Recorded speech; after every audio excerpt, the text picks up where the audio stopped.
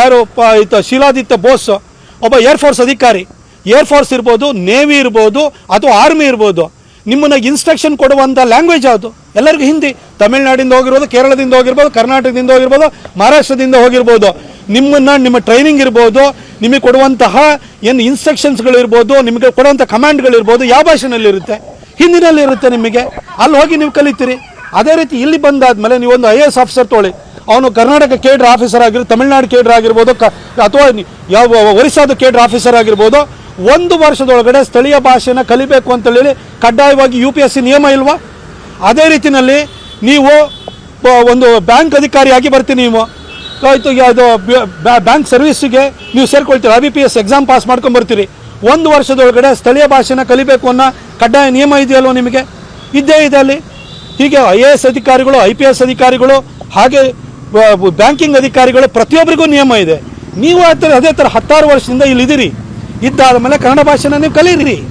ಕನಿಷ್ಠ ನಿಮಗೇನು ಓದೋದು ಬರೆಯೋದು ಎಲ್ಲದನ್ನು ಕೂಡ ಕಲೀರಿ ಅಂತ ನಾವು ಹೇಳಲ್ಲ.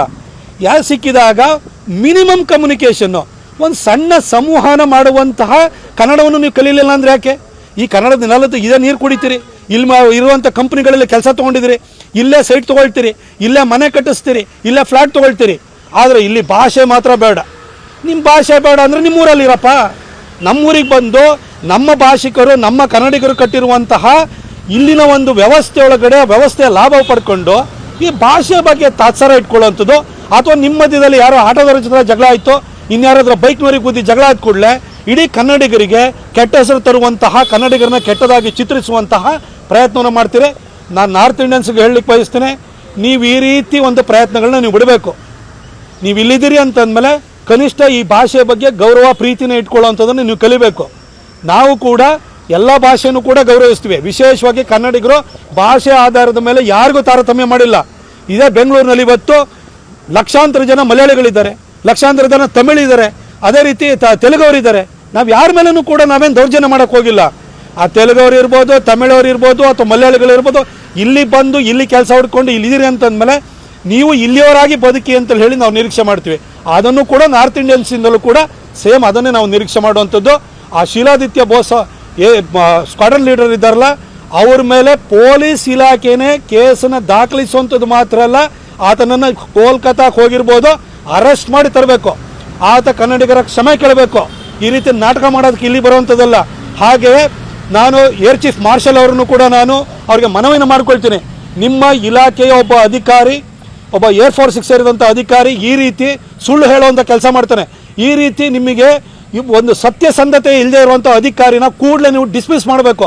ಇಂಥವ್ರಿಗೆ ಒಂದು ಆಬ್ಸಲ್ಯೂಟ್ ಕಮಿಟ್ಮೆಂಟು, ಪೇಟ್ರಿಯಾಟಿಸಮ್ಮು ಒಬ್ಬ ಅಧಿಕಾರಿಗೆ ಇರಬೇಕಾಗುತ್ತೆ. ಅಂಥವ್ರು ಮಾತ್ರ ಆರ್ಮಿಯಲ್ಲೋ, ಏರ್ಫೋರ್ಸ್ನಲ್ಲೋ, ನೇವಿನಲ್ಲಿ ಇರಬೇಕು. ಇಂಥ ಸುಳ್ಳು ಹೇಳುವಂಥ ವ್ಯಕ್ತಿನ ದೇಶದೊಳಗಡೆ ಒಡಕನ್ನು ತರುವಂತಹ ಭಾಷೆ ಆಧಾರದ ಮೇಲೆ ತಾರತಮ್ಯ ಮಾಡ್ತಿದ್ದಾರೆ ಅಂತ ಸುಳ್ಳು ಹೇಳುವಂಥ ಅಧಿಕಾರಿನ ನೀವು ಇಟ್ಕೊಳ್ಬಾರ್ದು. ಕೂಡಲೇ ಅದನ್ನು ಡಿಸ್ಮಿಸ್ ಮಾಡಬೇಕು ಅಂತ ಹೇಳಿ ನಾನು ಏರ್ ಚೀಫ್ ಮಾರ್ಷಲ್ ಅವರನ್ನು ಕೇಳ್ಕೊಳ್ತೀನಿ. ಹಾಗೆ ನಮ್ಮೆಲ್ಲ ಆರ್ಮ್ಡ್ ಫೋರ್ಸಸ್ ಸುಪ್ರೀಂ ಕಮಾಂಡರು ರಾಷ್ಟ್ರಪತಿ ಆಗಿರ್ತಾರೆ. ರಾಷ್ಟ್ರಪತಿಯವರಿಗೂ ಕೂಡ ಈ ರೀತಿ ಸ್ಥಳೀಯರ ಜೊತೆ ಜಗಳ ತೆಗೆಯುವಂಥದ್ದು, ಫೇಸ್ಬುಕ್ಕು ವಿಡಿಯೋ ಮಾಡುವಂಥದ್ದು, ಆತನಿಗೆ ಒಂದು ವೇಳೆ ದೌರ್ಜನ್ಯ ಆಗಿತ್ತು ಅಂದರೆ ನೇರವಾಗಿ ಬಂದು ಸ್ಟೇಷನಲ್ಲಿ ಕಂಪ್ಲೇಂಟ್ ಕೊಡ್ಬೋದಿತ್ತು. ಇವತ್ತು ನಿಮಗೆ ಕಾರ್ನಲ್ಲಿ ಬಂಪರ್ ಟು ಬಂಪರ್ ನಿಮಗೆ ಇನ್ಶೂರೆನ್ಸ್ ಇರುತ್ತೆ, ಸಣ್ಣ ಪುಟ್ಟ ಟಚ್ ಆಗುತ್ತೆ. ಕಾರಿಗೆ ಟಚ್ ಆದರೆ ಏನು ಬೈಕ್ನವರಿಗೆ ಜೀವನ ಹೋಗುತ್ತೆ, ಕಾರ್ನವ್ರಿಗೆ ಏನೂ ಆಗಿರಲ್ಲ. ಇನ್ಶೂರೆನ್ಸ್ ಕ್ಲೈಮ್ ಮಾಡಿ. ಯಾಕೆ ಇಳಿದ್ಬಿಟ್ಟು ಹೊಡಿತೀರಿ ನೀವು? ಅದು ಬರೀ ಶೀಲಾದಿತ್ಯ ಬೋಸ್ಗೆ ಸಂಬಂಧಪಟ್ಟಿದ್ದಲ್ಲ, ಪ್ರತಿಯೊಬ್ಬರಿಗೂ ಕೂಡ ನಾನು ಇದೇ ಕಿವಿ ಮಾತನ್ನು ಹೇಳಲಿಕ್ಕೆ ಬಯಸ್ತೀನಿ. ನಿಮ್ಮ ಕಾರಿಗೆ ಟಚ್ ಆಯಿತಾ, ಬೈಕ್ನೊಂದೇ ತಪ್ಪಿತ್ತಾ, ಆಯಿತು, ಅಚಾತುರ್ಯದಲ್ಲಿ ಆಗೋಗುತ್ತೆ. ಬೈಕ್ನವನೇನು ಬೇಕು ಅಂತ ಬಂದು ಹೊಡೆದಿರಲ್ಲ. ಆದರೆ ನೀವು ನಿಮ್ಗೆ ಇನ್ಶೂರೆನ್ಸ್ ಕ್ಲೈಮ್ ಮಾಡ್ಕೊಳ್ಳಿ. ಸಣ್ಣ ಪುಟ್ಟದ ಆಯಿತು, ಅದನ್ನೇನೋ ಒಂದು ವಾಗ್ದಂಡನೆ ಮಾಡಬೇಕಾ, ಮಾಡಿ ಪರವಾಗಿಲ್ಲ. ಆದರೆ ಹೋಗೋಂಥದ್ದು, ಇಳಿಯೋಂಥದ್ದು, ಹೊಡೆಯೋಂಥದ್ದು, ನಿಮ್ಮ ಕಾರ್ ಟಚ್ ಆದರೆ ಬೈಕ್ನ ಒಂದು ಪ್ರಾಣನೇ ಹೋಗಿರುತ್ತೆ. ಅದನ್ನು ಯೋಚನೆ ಮಾಡಿ. ನಿಮ್ಮ ಕಾರ್ನವರಿಗೆ ಏನೂ ಆಗಿರಲ್ಲ.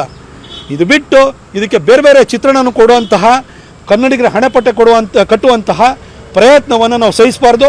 ಬೆಂಗಳೂರು ಪೊಲೀಸ್ ಕಮಿಷನರಿಗೂ ಕೂಡ ನಾನು ಮನವಿ ಮಾಡ್ಕೊಳ್ತೀನಿ, DG ಅವ್ರಿಗೂ ಮನವಿ ಮಾಡ್ಕೊಳ್ತೀನಿ.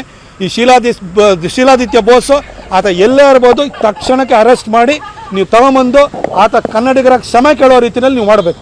ನಮ್ಮ ಕನ್ನಡಿಗರ ತಾಳ್ಮೆಯಿಂದಲೇ ಈ ಥರ ಪ್ರಕರಣ ಜಾಸ್ತಿ ಆಗ್ತದೆ. ಯಾಕಂದರೆ ನಿರಂತರವಾಗಿ ಈ ಥರ ಬ್ಲೇಮ್ಸ್ ಕನ್ನಡಿಗರ ಮೇಲೆ ಇದೇ ನಾರ್ತ್ ಇಂಡಿಯನ್ಸು ಚೆನ್ನೈನಲ್ಲಿ ಯಾಕ್ರಿ ಬಾಲ ಬಿಚ್ಚಲ್ಲ? ಅದು ಕೇರಳಕ್ಕೆ ಯಾಕೆ ಹೋಗಲ್ಲ? ಅಲ್ಲಿ ಕೆಲಸನೇ ಇಲ್ಲ. ಇವತ್ತು ತಮಿಳ್ನಾಡಲ್ಲೂ ಕೂಡ ಆ್ಯಪರಲ್ ಇಂಡಸ್ಟ್ರಿ ಇರ್ಬೋದು, ಅದೇ ರೀತಿ ಮ್ಯಾನುಫ್ಯಾಕ್ಚರಿಂಗ್ ಇಂಡಸ್ಟ್ರಿ ಇರ್ಬೋದು, ಅಥವಾ ಅಲ್ಲೂ ಸಾಫ್ಟ್ವೇರ್ ತಕ್ಕಮಟ್ಟಿಗಿದೆ. ಹಾಗೆ ಅಲ್ಲಿ ನಿಮಗೆ ಇಂಜಿನಿಯರಿಂಗ್ ಡಿಪಾರ್ಟ್ಮೆಂಟ್ಗಳು ಭಾಳ ಚೆನ್ನಾಗಿದೆ. ಕೊಯಮತ್ತೂರಿನಲ್ಲೆಲ್ಲ ನಿಮಗೆ ತುಂಬ ಚೆನ್ನಾಗಿದೆ. ಅಲ್ಲೂ ಕೂಡ ಕೆಲಸವನ್ನು ಮಾಡ್ತಿದ್ದಾರೆ, ಅಲ್ಲೂ ಬಿಸ್ನೆಸ್ ಮಾಡ್ತಿದ್ದಾರೆ. ಅಲ್ಲೇ ಯಾಕೆ ಈ ಥರ ನೀವು ಬಲ ಬಿಚ್ಚಲ್ಲ? ಬರೀ ಬೆಂಗಳೂರಿನಲ್ಲಿ ಅದರಲ್ಲೂ ಕೂಡ ಇಂಗ್ಲೀಷ್ ಮೀಡಿಯಾದವರು, Delhi based, Mumbai based English ಮೀಡಿಯಾದವರು ಕೂಡಲೇ ಇದನ್ನು ಪಿಕ್ ಮಾಡಿಬಿಟ್ಟು ಏನೋ ಅವ್ರ ಮೇಲೆ ದೌರ್ಜನ್ಯ ಆಗ್ತಿದೆ ಅಂತೇಳಿ ಹೇಳಿ ನೀವು ಯಾವಾಗಲೂ ಕೂಡ ಒಂಥರ ನಮ್ಮ ಕನ್ನಡಿಗರ ಮೇಲೆ ಗೂಬೆ ಕೂರಿಸುವಂಥ ಪ್ರಯತ್ನನ ನೀವು ಮಾಡ್ತೀರಿ. ಫಸ್ಟ್ ಕ್ರಾಸ್ ಚೆಕ್ ಮಾಡ್ಕೊಳ್ಳಿ. ಮೋರ್ ಓವರ್ ನಿಮ್ಮನ್ನು ಯಾರನ್ನು ಕೂಡ ನಾರ್ತ್ ಇಂಡಿಯನ್ಸ್ ಆಗಲಿ, ತಮಿಳರನ್ನಾಗಲಿ, ತೆಲುಗವ್ರನ್ನಾಗಲಿ ಅಥವಾ ಮಲಯಾಳಿಗಳನ್ನಾಗಲಿ ನಮ್ಮ ಕರ್ನಾಟಕಕ್ಕೆ ಬನ್ನಿ ನೀವಿಲ್ಲದೆ ಇದ್ರೆ ನಮಗೇನು ಗತಿ ಇಲ್ಲ ಅಂತ ಹೇಳಲಿಕ್ಕೆ ಬಂದಿಲ್ಲ. ನೀವು ನಿಮ್ಮ ರಾಜ್ಯಗಳಲ್ಲಿ ಗತಿ ಇಲ್ಲದಲ್ಲೇ ನಮ್ಮ ರಾಜ್ಯಕ್ಕೆ ಬಂದಿರೋರು. ನೀವು ಇಲ್ಲಿ ನೆಲೆ ಕಂಡ್ಕೊಳ್ಳೋಕೆ ನೀವು ಬಂದಿರೋರು. ನಿಮ್ಮನ್ನೇನು ಕೈಕಾಲು ಹಿಡ್ಕೊಂಡು ನಾವು ಬಂದಿರಲ್ಲ. ನೀವು ನಮ್ಮ ಕರ್ನಾಟಕಕ್ಕೆ ಎಂಟ್ರಿ ಬೇಕು ಅಂತ ಕೇರಳದವರು ಕೂಡ ಈ ಪಕ್ಕದಲ್ಲಿ ಬಂಡೀಪುರದಲ್ಲಿ ನಮ್ಮ ಅಭಯಾರಣ್ಯದಲ್ಲಿ ಅವರಿಗೆ ರಾತ್ರಿ ಏನು ನೈಟ್ ಓಡಾಡುವಂಥದ್ದು ಪ್ರವೇಶ ನಿಷೇಧ ಇದೆಯಲ್ಲ, ಅದನ್ನು ತೆಗೆದಾಕಿ ಅಂತ ಹೇಳ್ತಾರೆ. ಯಾಕೆ ಹೇಳಿ?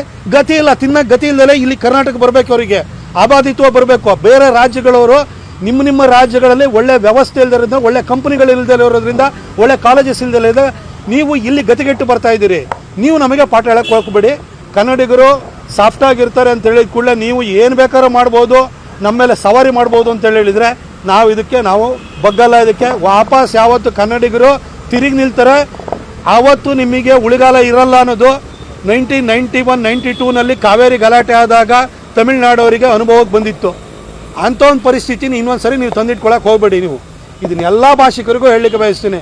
ಕನ್ನಡಿಗರ ತಾಳ್ಮೆನ ನೀವು ಅತಿಯಾಗಿ ಟೆಸ್ಟ್ ಮಾಡಿದರೆ ಕಾವೇರಿ ಗಲಾಟೆ ಆದಾಗ 91-92ನಲ್ಲಿ ಏನಾಗಿತ್ತು ಪರಿಸ್ಥಿತಿ ಅಂತ ನೀವು ನೋಡಿದ್ದೀರಿ. ಕನ್ನಡಿಗರಿಗೆ ಅಂಥ ಶಕ್ತಿ ಇದೆ, ಯಾರನ್ನು ಬೇಕಾದ್ರೂ ಬಡ್ದು ಓಡಿಸೋ ಶಕ್ತಿ ಇದೆ. ಆದರೆ ನಿಮ್ಮಿಂದಾಗಿ ನಮ್ಮನ್ನೇ ಬೆಳಗ್ತಾ ಇಲ್ಲ, ನಿಮ್ಮನ್ನೇ ಬೆಳಗ್ತಾ ಇರೋದು ನಮ್ಮ ಕರ್ನಾಟಕದಿಂದಾಗಿ. ಅದನ್ನು ಅರ್ಥ ಮಾಡಿಕೊಂಡು ಇಲ್ಲಿ ಸ್ಥಳೀಯ ಭಾಷೆಗೆ ಗೌರವ ಕೊಟ್ಕೊಂಡು, ಕಾನೂನಿಗೆ ಗೌರವವನ್ನು ಕೊಟ್ಕೊಂಡು ನೀವು ಹೆಚ್ಚಿನ ವಿಡಿಯೋಗಳಿಗೆ ಪ್ರತಿಧ್ವನಿ ಯೂಟ್ಯೂಬ್ ಚಾನೆಲ್ ಸಬ್ಸ್ಕ್ರೈಬ್ ಮಾಡಿ, ಬೆಲ್ ಐಕಾನ್ ಕ್ಲಿಕ್ ಮಾಡಿ.